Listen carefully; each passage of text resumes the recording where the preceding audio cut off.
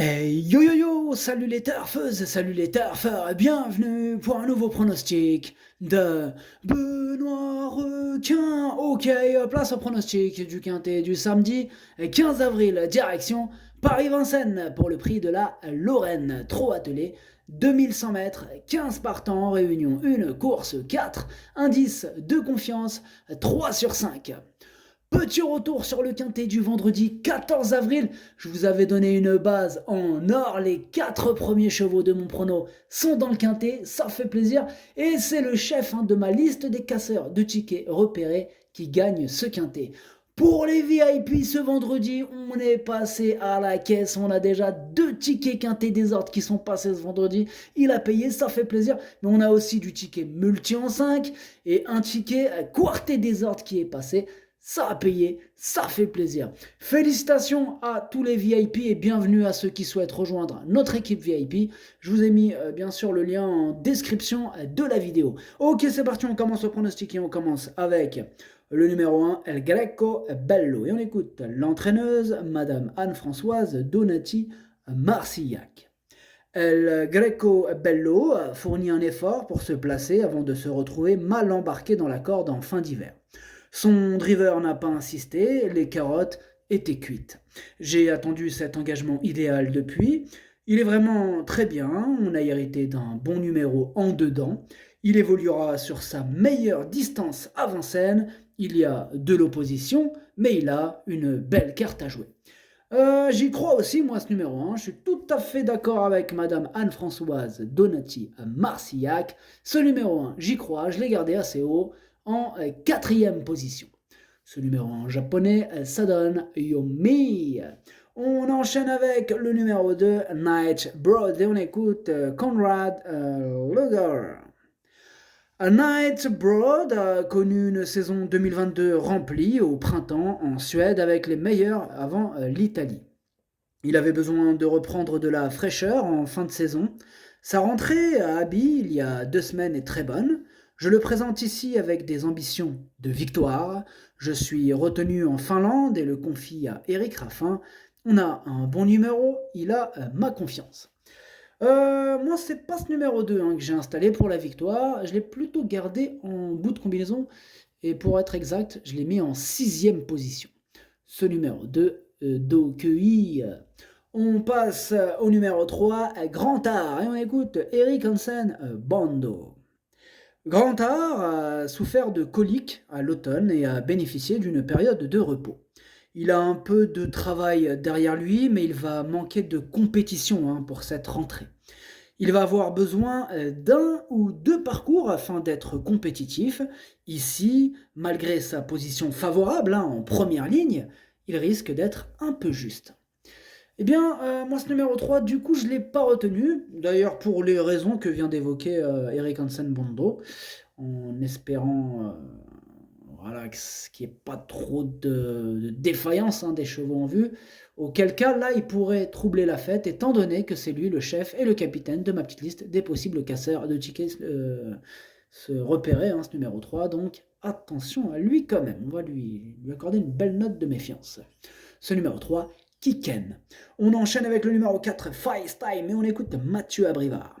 FaceTime n'avait pas réussi à s'imposer cet hiver à Vincennes, mais il a profité d'un bel engagement dernièrement à Bordeaux pour renouer avec le succès. Il a repris de la fraîcheur et va se présenter au mieux pour cet engagement favorable sur une distance qu'il apprécie. Il fait partie des premières chances de cette épreuve, même si Oracle-t-il fait figure d'épouvantail. Eh bien, moi, ce numéro 4, évidemment, je l'ai gardé très haut. C'est une première chance. Il a hérité d'un excellent numéro. On le garde très haut. Moi, je l'ai mis en troisième position. Ce numéro 4, Daisani. On passe au numéro 5, Espoir Delphini. On écoute Arnaud Desmottes. Espoir Delphini n'a pas voulu se livrer samedi dernier sous la selle. Il a besoin d'être rapidement dans la bagarre. Il affiche une bonne condition physique à l'entraînement et son moral est intact. Les conditions de course restent favorables, mais il est contraint d'affronter des plus jeunes. Il est donc barré par plusieurs rivaux pour les premières places, mais il va tenter de s'immiscer dans le quintet. Moi, ce numéro 5, c'est un regret, je ne l'ai pas retenu, c'est mon deuxième cheval de complément en cas de non partant. Ce numéro 5, Idomeno Kokai. On passe au numéro 6, Ingo, et on écoute Christopher Eriksson. Ingo est resté à Grosbois depuis sa tentative le mois dernier à Cagnes-sur-Mer où il a eu un assez bon comportement. Ici, il découvre un bon engagement dans sa catégorie. Je crains surtout Nightbroad que je viens d'affronter en Suède avec Rackham. Il aura des courses en province après, mais dès son retour à Vincennes, il peut prétendre à une place parmi les 5 premiers. Ce numéro 6, moi je l'ai gardé en bout de combinaison. Ce numéro 6, Nanaï. On enchaîne avec le numéro 7, Flower by Magalou, et on écoute Adrien Pereira. Flower by Magalou ne m'a pas surpris en s'imposant dernièrement à Agen. Elle avait annoncé un regain de forme lors de son avant-dernière sortie. Elle est actuellement en pleine forme, elle fait face à un engagement favorable au gain, mais l'opposition est relevée. Elle s'est déjà bien comportée sur ce parcours, elle détient la 6e chance, mais avec un bon numéro, elle peut accrocher la 5e place. Moi, du coup, ce numéro 7, je ne l'ai pas retenu, mais c'est lui mon gros regret. C'est lui mon cheval de complément en cas de non partant. Attention, possible cassage en vue. Ce numéro 7, Kokai. On enchaîne avec le numéro 8, Flya Kaluma, et on écoute Gabriel Poupou. Flya Kaluma reste sur une sortie encourageante après avoir été victime d'un nouveau coup de sang fin février. Elle tarde tout de même à retrouver son meilleur niveau, même si elle paraît bien à l'entraînement. L'engagement reste correct, mais elle affronte de très bons chevaux. Elle doit encore rassurer et n'aura pas la partie facile. Moi, ce numéro 8, je ne l'ai pas retenu, mais bon, il est à l'arrière de ma petite liste des possibles troubles faits. J'en ai que 2 sur ma liste pour ce samedi, donc voilà, ils sont 2, le 3 en tête et le 8 deuxième et dernier. Donc ce numéro 8, Kiken. On passe au numéro 9, Al Capone, Steka, et on n'aura pas les commentaires de l'entraîneur, c'est Fabrice Soulois, il est parti pêcher. Amuse-toi bien, Fabrice, amuse-toi bien.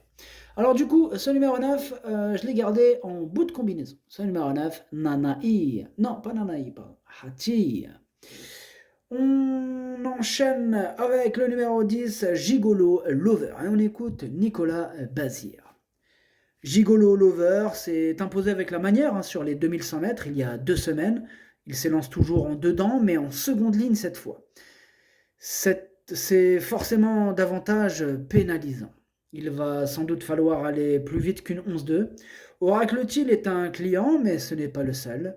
Le cheval est top en ce moment et on ne part pas battu d'avance. Ce numéro 10, moi, il fait partie de mes préférés. Je l'ai gardé très haut en 2e position. Ce numéro 10, Watashi no Nibame no Okiniri. On enchaîne avec le numéro 11, Finn Pearl of Love, et on écoute Emmanuel Varin. Finn Pearl of Love effectue une rentrée, elle évoluera avec ses fers et aura besoin de reprendre le rythme de la compétition. Et dans ces conditions, ici, sa tâche est très compliquée, il faut la regarder courir. Eh bien, entendez par cela, il faut la regarder courir, c'est il faut l'écarter, en fait, c'est ça qui veut dire. Enfin bref, pour ceux qui n'auraient pas compris, les autres, c'est pas grave. Alors du coup, moi, ce numéro 11, je l'ai rayé, ce numéro 11, avec quelques...